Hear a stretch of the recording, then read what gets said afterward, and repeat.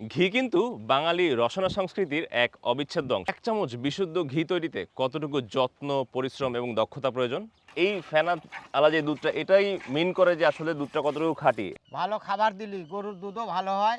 আমার বাপদাদার থেকে এই ব্যবসা করেই আসতেছে। 3 পুরুষ তো হবেই, বেশি হবে। কালারটা চেঞ্জ হয়ে স্টার্ট হয়ে যায়। এটা প্রথম ধাপের যে কালারটা সেটা আসছে, 3 ধাপে বদলায়, তাই তো? হ্যাঁ, 3 দিন রাখলে পরে জমে যাবে দানা, শস্যের দানার মতো। এর দানাদার হবে ওই ঘিটা, হ্যাঁ, দানাদার ঘি যেটা বলি। হ্যাঁ। ঘি কিন্তু বাঙালি রসনা সংস্কৃতির এক অবিচ্ছেদ্য অংশ। এই বঙ্গে ঘিয়ের ঐতিহ্য কিন্তু হাজার বছরের পুরনো এবং এটি আমাদের খাদ্যাভ্যাসের এবং চিকিৎসার সাথে গভীরভাবে জড়িত।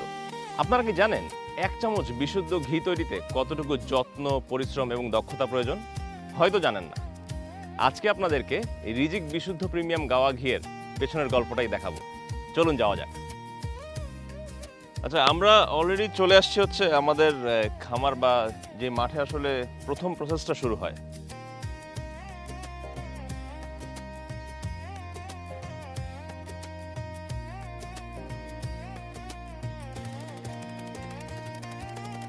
এই যে খাঁটি দুধটা, এই যে ফেনাটা হচ্ছে, এই ফেনা আলা যে দুধটা এটাই মিন করে যে আসলে দুধটা কতটুকু খাঁটি।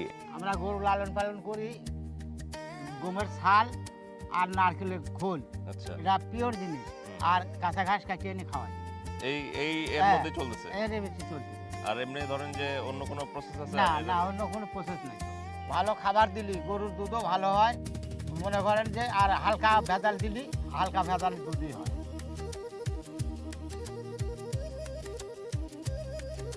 এই যে আমার পিছনে যে মেশিনটা দেখছেন, এটার নাম হচ্ছে ক্রিম সেপারেটর। এখানে 13 লিটার দুধ দিলে মাত্র 1 কেজি ক্রিম বের হয় এবং সেটা থেকে তৈরি হয় মাত্র আধা কেজি গাওয়া ঘি। ক্রিমটা এখন এখানে আছে এবং আমরা এই তাপালে, এটা অনেক জায়গায় তাপাল বলে, অনেক জায়গায় ভ্যাট বলে, বিভিন্ন জায়গায় বিভিন্ন নাম হতে পারে। এটা 3 থেকে 3.5 ঘন্টা জাল দেওয়ার পরে আসলে এই ক্রিম থেকে হচ্ছে আমাদের গাওয়া ঘিটা তৈরি হবে।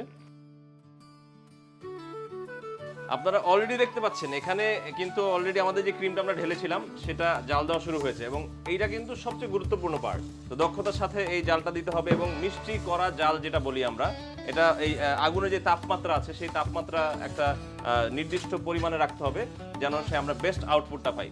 দাদা, এখানে কতটুকু ক্রিম দেওয়া হয়েছে এই জায়গায়? 90 কেজি ক্রিম দেওয়া হয়েছে। 90 কেজি? হ্যাঁ। তো এখান থেকে ঘি আসবে কতটুকু? 45 কেজি।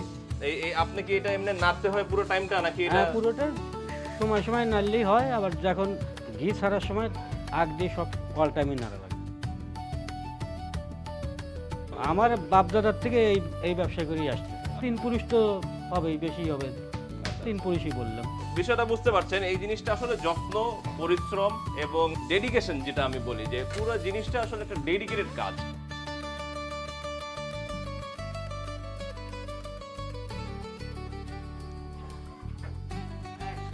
প্রায় 1.5 ঘন্টা জাল দেওয়ার পরে দেখেন ক্রিমটা কালারটা চেঞ্জ হয়ে স্টার্ট হয়ে যায়। এটা প্রথম ধাপের যে কালারটা সেটা আসছে, কালার 3 বের হয়।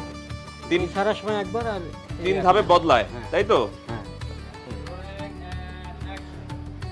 ফাইনালি আমাদের ঘিটা কিন্তু অলরেডি তৈরি হয়ে গেছে এবং এখন আমি যে স্মেলটা পাচ্ছি এটা সুঘ্রাণ, যেটা আমাদের গাওয়া ঘিতে যে ঘ্রাণটা আছে সেটা।